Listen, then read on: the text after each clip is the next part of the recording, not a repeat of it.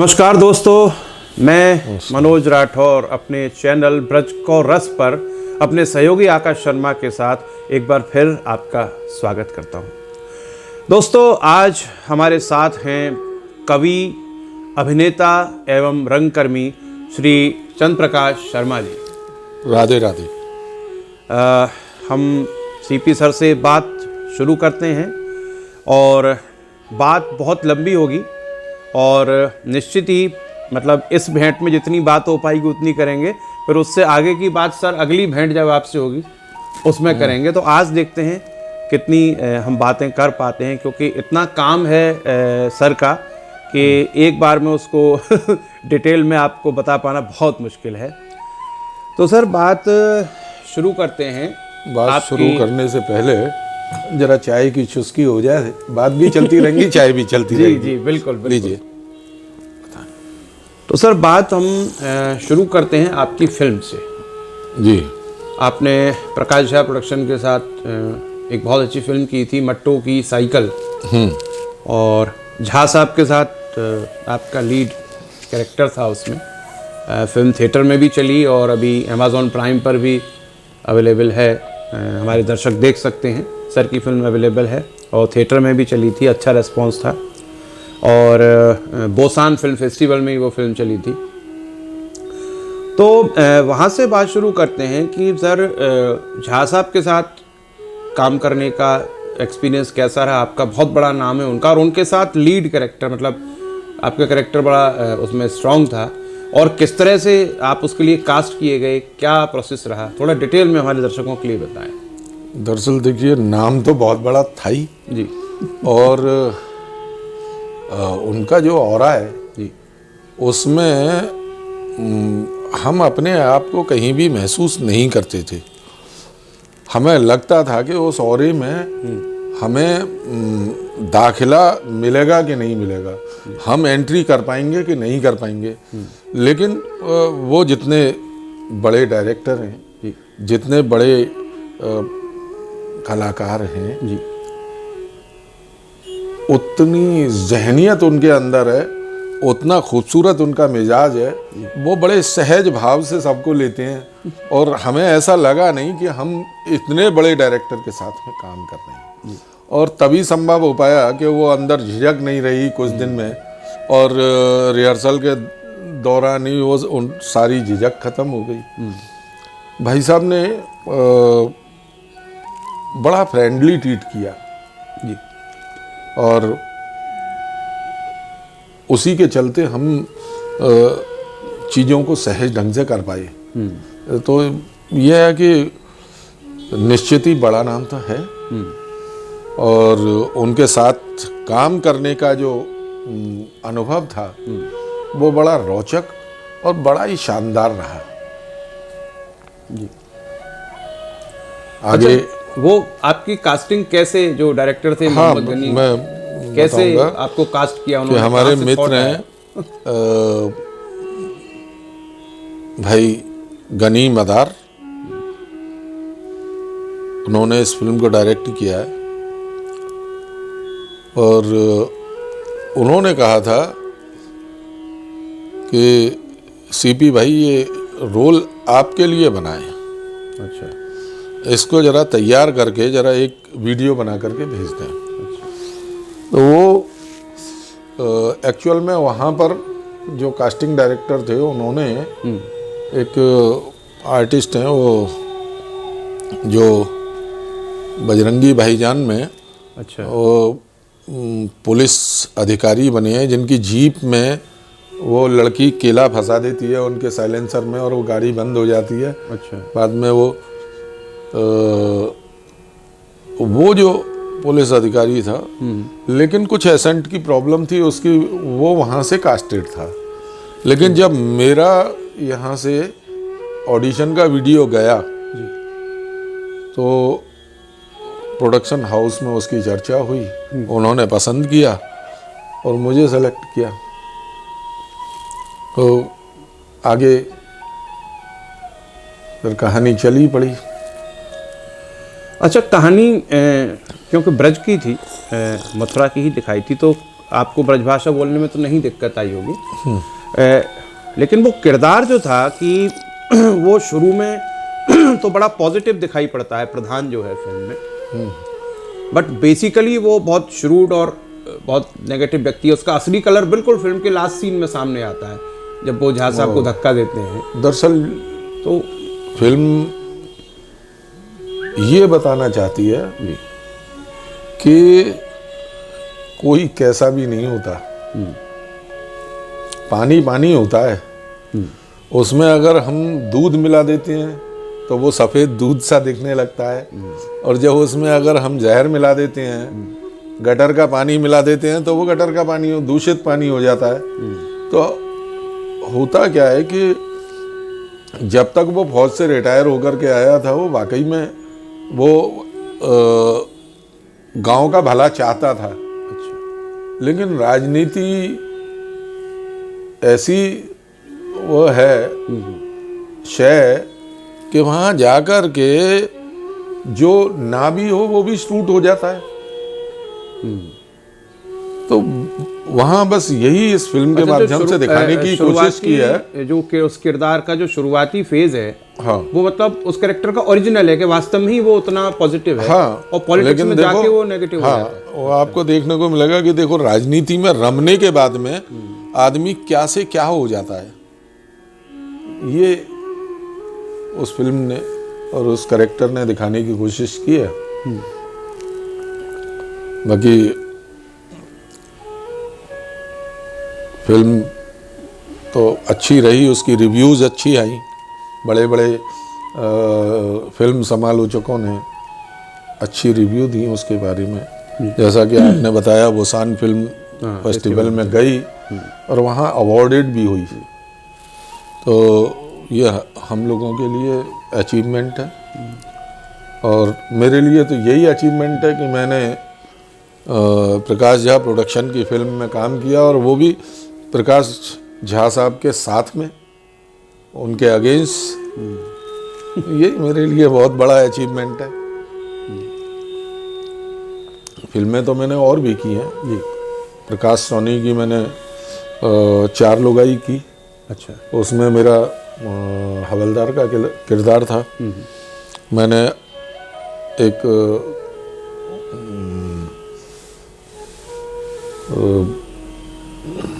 वो है बच्चन पचेरा जी, उनकी फिल्म अनवांटेड फादर की थी, उसमें सर्किल इंस्पेक्टर बना था। अच्छा। और एक फिल्म की थी मैंने, चतुर्वेदी थे डायरेक्टर, मंडली।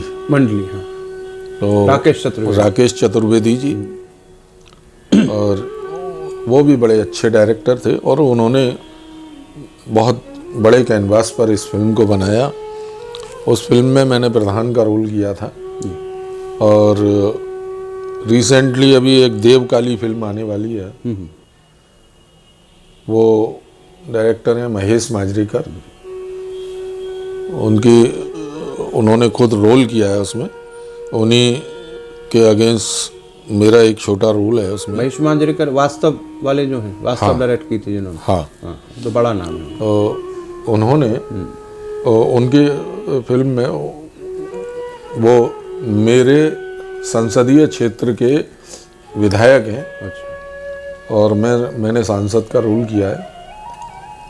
वो भी फिल्म आने वाली है। अभी रिसेंटली एक फिल्म मैंने की है, बरेली और बदायूं के बीच में बिसौली एक जगह पड़ती है, वहाँ आसपास वो भी गांव के परिवेश की शूटिंग थी, चंपारण। अच्छा। बेसिकली उसमें दिखाया गया है। तो उस फिल्म का नाम था life for 3 kilometre. Life for 3 kilometre. और उसमें मैंने सरपंच का रोल किया है। वो भी रोल लीड रोल है। और अंत में जो विधानसभा के लोकसभा के सत्र में मेरा जो मोनोलॉग स्पीच है जी, वो काफ़ी प्रभावशाली स्पीच है। वो हुई है। और अब यह है कि कविताएं और मंच वगैरह ये सब चलते ही रहते हैं। आपकी कविता के पक्ष पर भी आएंगे हम, तभी बात हमने फिल्म से शुरू तो की है। ये अब इंतजार है। इससे इन सबसे पहले मैंने सिद्धार्थ भाई की डायरेक्टेड फिल्म ब्रज को बिरजू भी मैंने उसमें काम किया था, और वहाँ भी मेरा बड़ा अच्छा अनुभव रहा। और वो रहना ही यूँ था कि वो हमारे परिवार का ही प्रोडक्शन था एक तरह से, तो इसलिए वहाँ बड़ा अच्छा अनुभव रहा। उसमें काला साहब भी थे, उसमें काफ़ी सारे एक्टर थे। तो बाकी उससे पहले नाटक वगैरह हम करते ही रहे हैं, अभी भी करते ही रहते हैं।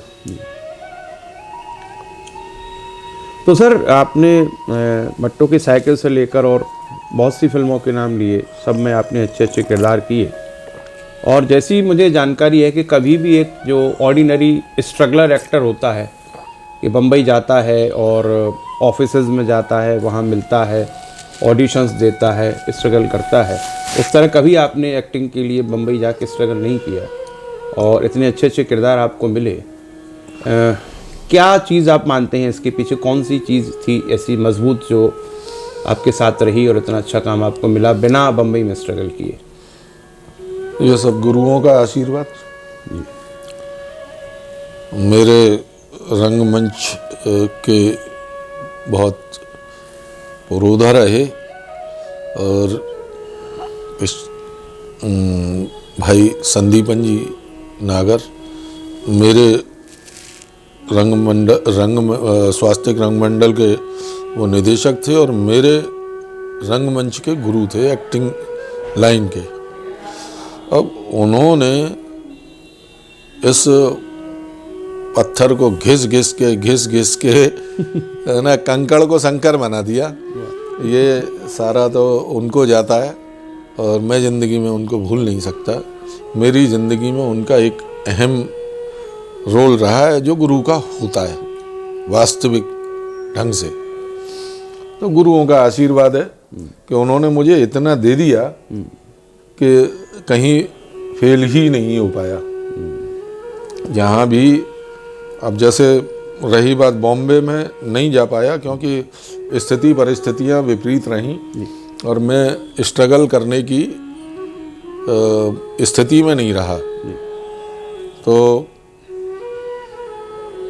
पहले क्या था कि मदर फादर बहुत पुरानी सोच वाले थे, गांव से निकले हुए शहर में आए हुए, अब लड़का जा रहा है उनका तो वो यही कह रहे हैं कि अच्छा मास्टर नथीलाल को छुरा भाणगिरी करवे जा रहा है, संजय को आमंदवा रिहर्सल बागी मैं करवाऊंगा, तो वो पार्टी लेकर के बैठा करते थे पिटाई करने के लिए। तो मतलब बरसों तक ये क्रम चलता रहा। अच्छा, जब नाटक में आपकी शुरुआत हुई? हाँ, कि हम रिहर्सल से घर लौट के आते थे, तो जिस दिन वो सो रहे होते थे उस दिन हम एंट्री करने में सफल हो जाते थे घर में, और हमें खाना मिल जाता था, वरना तो पिटाई लगती थी। रिहर्सल से लौटे फिर घर पे पिटाई खाने? बिल्कुल। और एक दिन तो हद ये हो गई कि मैं पहुंच गए संदीपन जी के यहाँ पे। बोले कहाँ है संदीपन? बड़े गुस्से में, हमारे छोरा है बिगाड़ रहो है, नाटक नौटंकी में फंसाए रखो है। तो साहब रश्मि भाभी जी ने उनको बड़ा प्यार से कूल डाउन किया, और वो उनके प्रशंसक हो गए रश्मि भाभी के कि साहब वो बाकी बहू बहुत अच्छी है, लाला बाकी बहू बहुत अच्छी है, और वो कहाँ है? और वो रश्मि भाभी से कहें कि वो कहाँ है? उनने चाय वाय पिला के शांत किया उनको, और फिर उनसे मिलवाया भाई साहब से। भाई साहब ने उनको कुछ समझाया होगा, तो उनसे कह के आए कि देख लाला तैने जो कुछ समझाया हो वो मेरी समझ में ना आया, पर मैं जो कह रहा हूँ वो तेरी समझ में आ जाना चाहिए।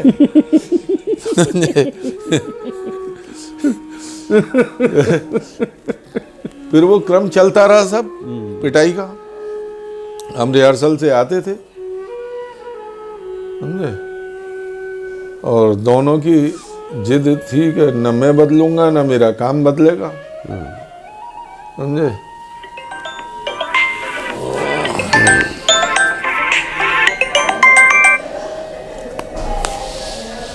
तो वो जो आपका एक तरह से फिजिकल टॉर्चर भी था, मेंटल टॉर्चर भी था, वो सब झेल कर भी आप करते रहे यहाँ से? वो उस समय कुछ एक्टिंग का कुछ जुनून ऐसा सवार हो गया था जी कि, और हाँ अच्छा दूसरी बात यह है कि उत्साह था, कभी अति उत्साही नहीं रहे जी। वरना उस समय पिताजी का अच्छा व्यवसाय था, पिताजी ने हमसे बड़े भाई को सीए करने के लिए बाहर भेजा था। वो चाहते तो हम भी उनसे जिद करते कि हमें कहीं एक्टिंग कोर्स करना है, ये करना है, वो करना है, तो वो नहीं था। मैंने तो एक कसम खाई थी कि मैं बम्बई घूमने नहीं जाऊंगा। अच्छा। काम मिलेगा तो जाऊंगा। और प्रभु की ऐसी कृपा हुई कि ब्रज का बिरजू के सारे फाइट सीन बॉम्बे में शूट हुए, तो वहाँ गए साहब हम शूटिंग के लिए पहली बार। SL स्टूडियो में शूटिंग हुई थी उसकी। तो प्रभु ने संकल्पों की भी रक्षा किया हमारे। ये रहा कि हाँ एक वाकया हुआ कि पिताजी वृंदावन टोपी कुंज आश्रम जाया करते थे, वहाँ से लौट के आते थे, तो कभी उन्हें याद आ गई तो वो रेडियो स्टेशन चले जाते थे। अच्छा। कि उन्हें वहाँ से कोई कभी थे काव्य पाठ का मौका मिल जाए और वहाँ से चेक भी मिलता था, तो उसका भी उनको वो था।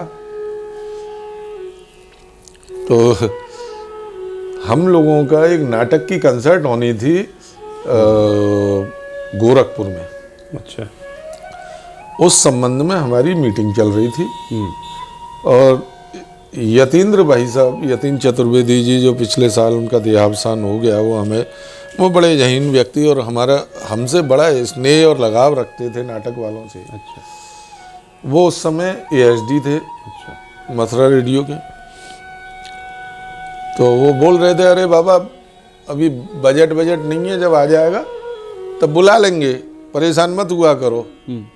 अब मैंने सोचा है पिताजी की आवाज़ यहाँ, तो मैं मुड़ के देखा तो पिताजी बोले। मैंने कहा अरे आप, तो यतीन जी बोले कि तुम जानते हो? मैंने कि मेरे पिताजी हैं।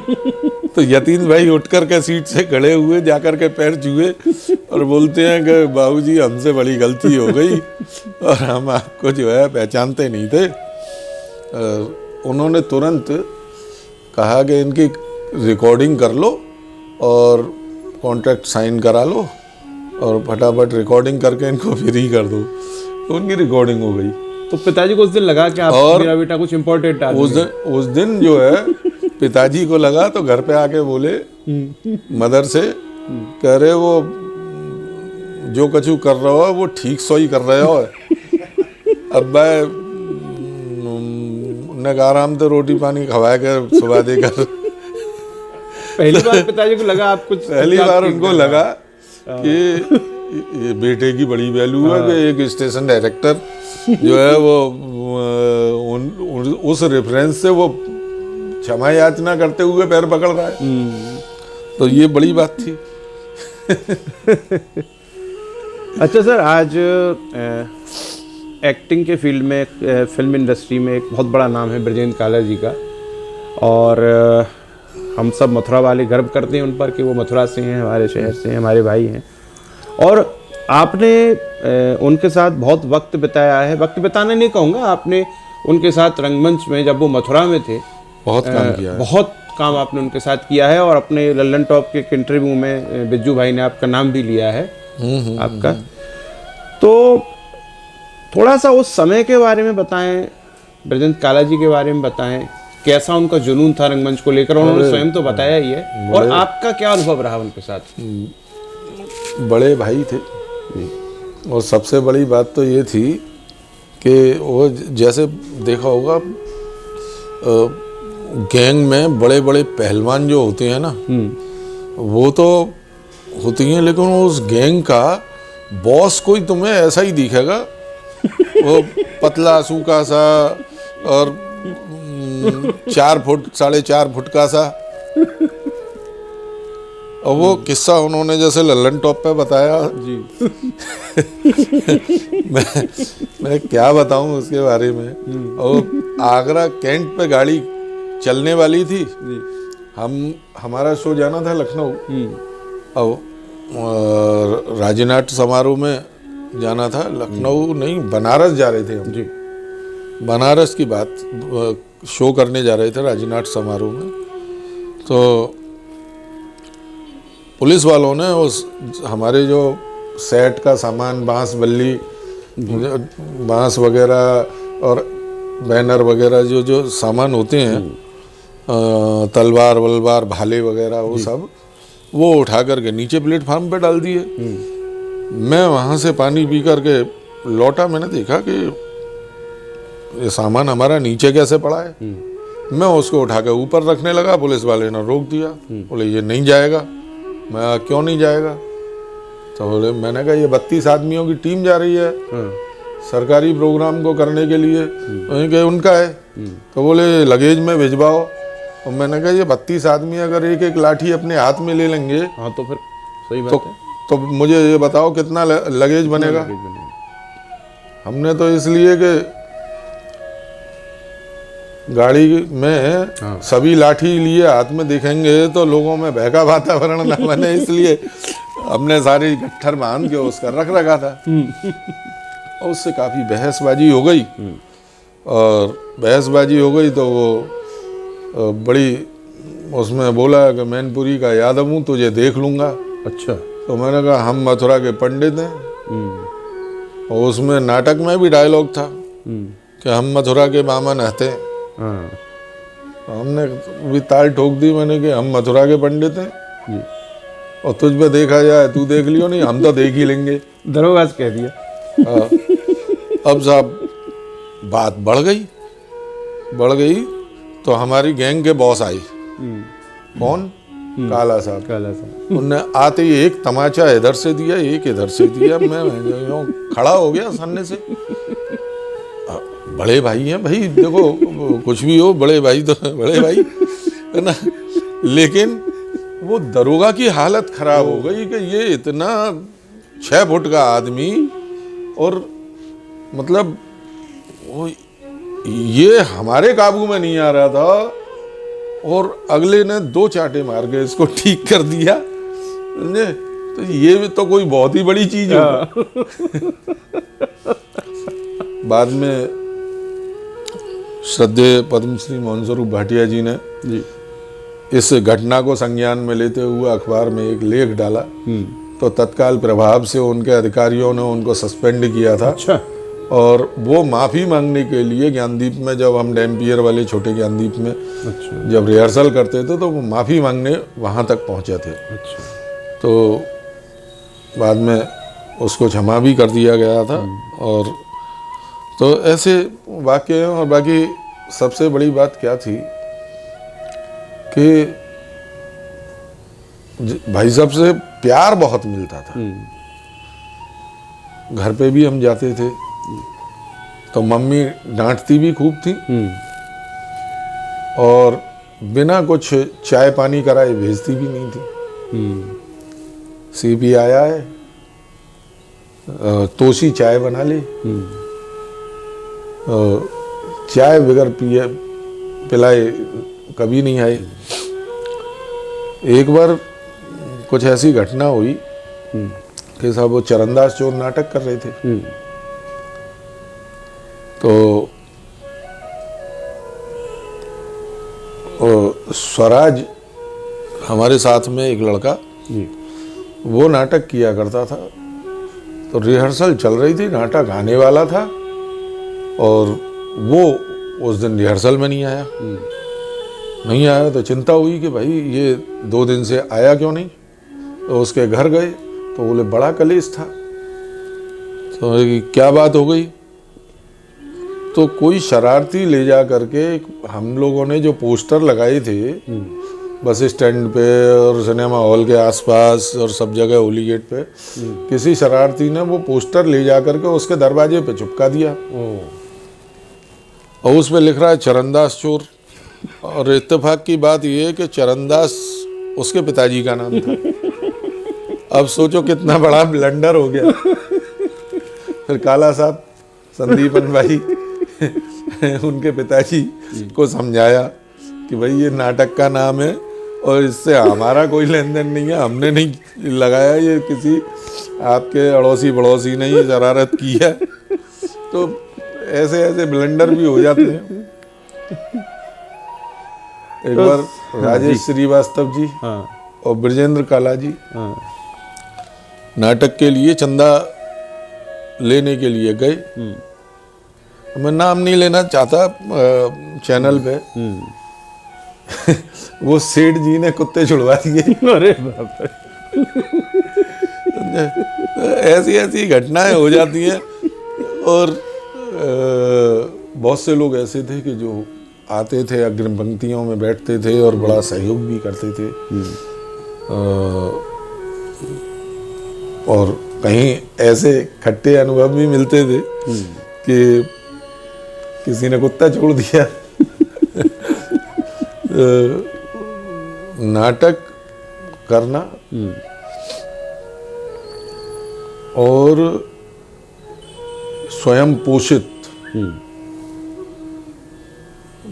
बहुत टेढ़ी खीर है। वो किसी तपस्या से कम नहीं है कि आपको कहीं से कोई वित्तीय सहायता नहीं है और आप टिकट के माध्यम से चंदा करके और लोगों से सहयोग लेकर के आप नाटक करें। और वो नाटक का दौर हमने देखा।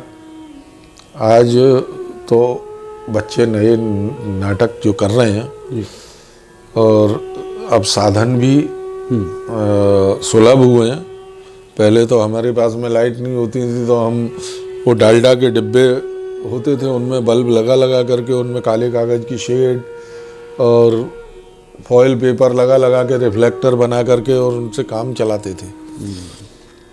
डिमर भी आते थे तो 30-30, 40-40 किलो के तो उन्हें उठा के लाना, और वो दिल्ली में मिलते थे लोधी मार्केट में, वहाँ से लाना किराए पर और ला करके वहाँ पहुँचाना, वो अपने आप में बहुत बड़ा चैलेंज होता था। तो अब तो चीज़ें इतनी लाइट वेट और इतना सुगम हो गई हैं, लेकिन नो डाउट कि आज जो नाटक हो रहा है जी, मुझे ये जो बच्चे कर रहे हैं, मैंने वाइट फ्रेम थिएटर के बच्चे देखे, आप लोगों ने भी नाटक किए, तो मैंने ये देखा कि किसी को ये नहीं कह सकते कि ये व्यक्ति ने में कम टैलेंट है या ये इसमें ज़्यादा है। सब में टैलेंट बहुत कूट कूट के भरा हुआ है, बहुत अच्छा काम कर रहे हैं, बहुत आगे जाएंगे, भविष्य उनका उज्जवल नज़र आता है। बहुत मेहनत कर रहे हैं और नई नई तकनीकियों को एडॉप्ट करके और नए नए आइडियाज़ को का समावेश करके जो वो आज प्रस्तुतियाँ दे रहे हैं, वो मैं तो समझता हूँ कि अगर उन्हें भी, जैसे बड़ी बड़ी रेपेट्रियों के लोग हैं और उनको इतने संसाधन मिले हुए हैं, ऐसे अगर वो करने को मिल जाए उन्हें, तो वो नाटक के सुपरस्टार हो जाएंगे। क्या बात है।